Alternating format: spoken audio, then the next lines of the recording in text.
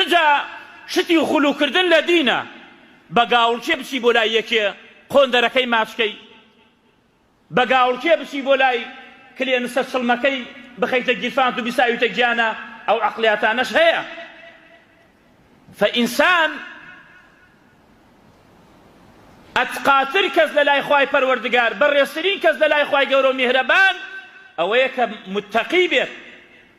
ألا إن أولياء الله لا خوف عليهم ولا هم يحزنون الذين آمنوا وكانوا يتقون.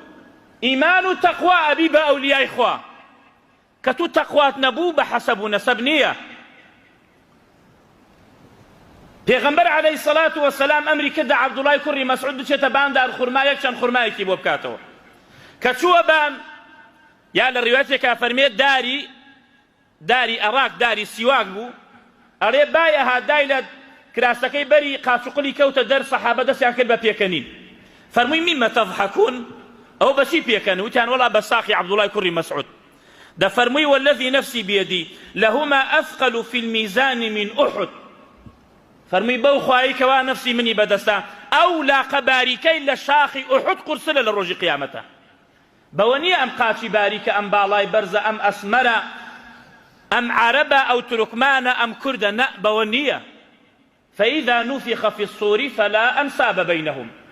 بەخوا نە سەیید ئەمێنێ، نە شێخ ئەمێنێ، نە مامۆستا ئەمێنێ، هەمووی واوەی لێ و هاوارێتی بۆ خۆی، هەمووی هاواری ئەواکە کە دایک و باوک و مناڵی هەمووی بکا بە فیدا بەس خۆی ڕزگاری بێت. ناخوا فلا ئەنساب بەینەهم، لەبەرەوەی ئەسڵەکەت قوڕە، فکرێ لە خۆت بکەرەوە، تەکەبور نەکەیتە سەریەکە.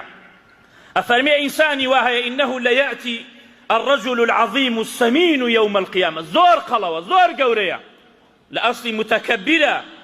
أفرميت لا يزن جناح بعوضة عند الله، أو أن يقبع لم يشك وزني لقيامة. اقرأوا فلا نقيم لهم يوم القيامة وزنا.